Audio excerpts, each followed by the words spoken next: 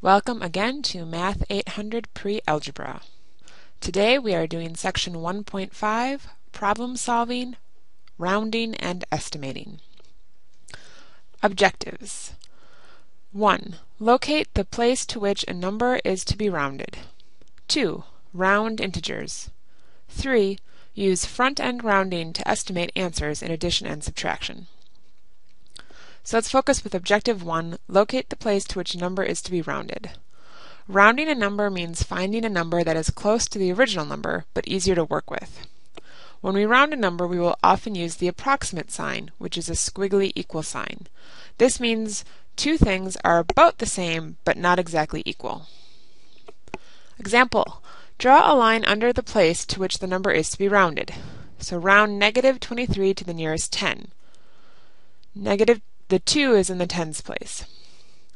When we round this, we can think about where it would be located on a number line. Since we are rounding to the nearest 10, we're going to label our number line with tens, such as negative 10, negative 20, negative 30, negative 40. Negative 23 happens to be between negative 20 and negative 30. Namely, negative 23 is right here. Since negative 23 is closer to negative 20 than to negative 30, we would say negative 23 rounds to negative 20. Again, we're doing all of this because of the tens place, because it says nearest 10. Another example. Round negative 54,702 to the nearest 1,000. The 4 is in the thousands place. Again, if we put this on a number line, because we are going in thousands, we are talking about things like negative 53,000, negative 54,000, negative 55,000, etc. This is closest to negative 54,000 and negative 55,000. It is somewhere in this range. Since this is going by thousands instead of going up by ones, this is going to be going up by hundreds. So this is 54,100, negative 54,200, and so on.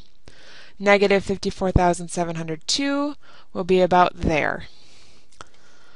Notice negative 54,702 is closer to negative 55,000. Therefore, negative 54,702 is approximately negative 55,000, or it rounds to negative 55,000. When you're asked to round to a certain place value, you have to do it to the place indicated. I do not expect you to draw number lines every time you want to round. So now let's talk about how we could actually round an integer without having to graph it on a number line. Step 1 is to locate the place to which the number is to be rounded. Draw a line under that place. You don't have to do that, but I would highly recommend it.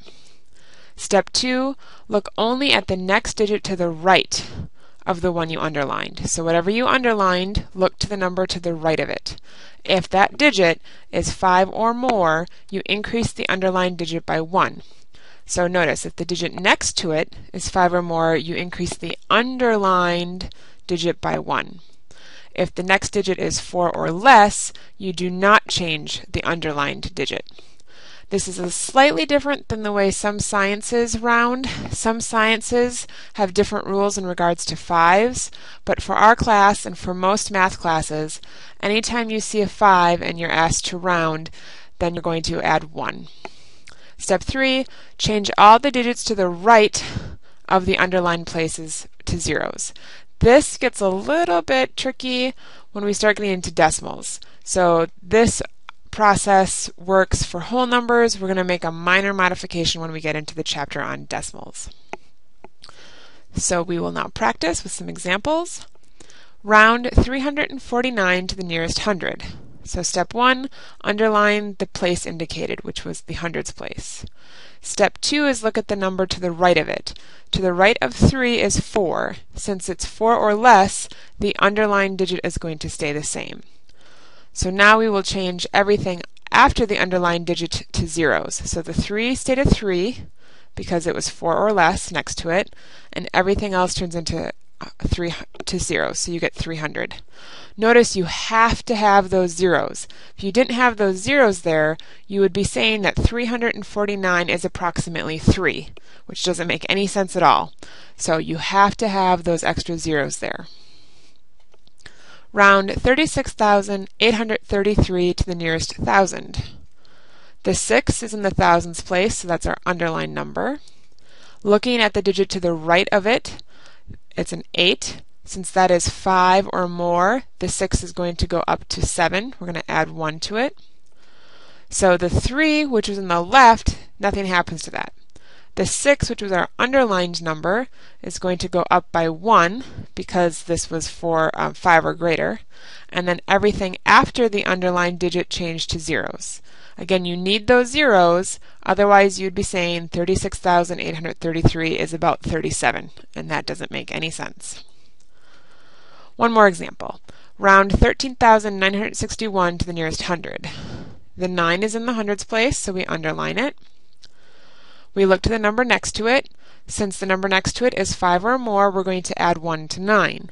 But this gets a little tricky because when you add 1 to 9, it changes to a 10. That affects the next place value. So when this goes up to 10, that's actually going to bump the next place value up by 1 as well because of regrouping. Therefore, when you change the 9, it also impacts the number next to it. So this went up to a 10, but it bumped the 3 up to a 4 as well. And then everything after the underlined digit got changed into a 0. Now we're going to focus on a slightly different form of rounding called front-end rounding. This is what most people do when you're estimating in real life. And when you use front-end rounding, what you're doing is just rounding to the highest possible place value. So if I tell you round to a certain place value, that is traditional rounding.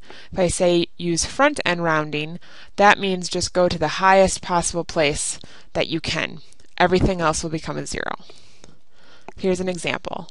If you purchase a sofa for $988 and a chair for $209, you may estimate the total cost. So the sofa was $988. That rounds to 1,000. You're just rounding the highest place value, which was the 9. Since that is a 5 or greater, the 9 goes up to 10.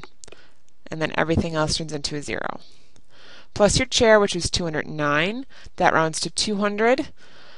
The highest place value again is the hundreds with the 2. The number next to it is 4 or less, so the 2 stays the same. Everything else is 0.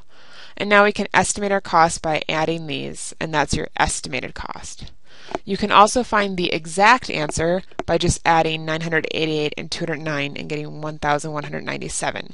That's the exact cost. Be careful on your homework, quizzes, and tests whether I am asking for the estimated answer or the exact answer or both. If I ask for both, they have to be clearly labeled as to which is which. One more example. Misha's paycheck showed gross pay of $823. It also listed deductions of $291. Estimate her net pay. Front-end rounding. The 823, the next digit is 4 or less, so the 8 stays an 8 and everything else turns to zeros. The 291, the next digit is 5 or more, so the 2 goes up to 3, everything else becomes 0. Again, this was deduction, so that means we're taking out that 291. So we're doing the rounded 800 minus the rounded 300 to get 500 as our estimate. Again, her estimate net pay is 500. We could find her exact net pay by just subtracting 823 minus 291 and getting 532. I should note that estimating is very useful for a lot of reasons, particularly because it will help catch some small errors. If you estimate your answer before you do your arithmetic and you get an answer that's way off from your estimate, it can help you catch some errors. It also helps even when you're using a calculator because it's really easy to hit a wrong button in the calculator, and if you had an idea about what your answer should be, like I knew my answer should be about 500, if you got an answer that was completely different, like say 53 or 5,032, then you would know that something went wrong and you probably hit a button wrong. That concludes section 1.5. Your next steps are to complete the worksheet for section 1.5, then check the key for worksheet 5, and then complete the online homework for section 1.5 through my math lab. Again, if you have any questions, please ask me. I've also included places in the discussion board on D2L. Feel free to post questions there.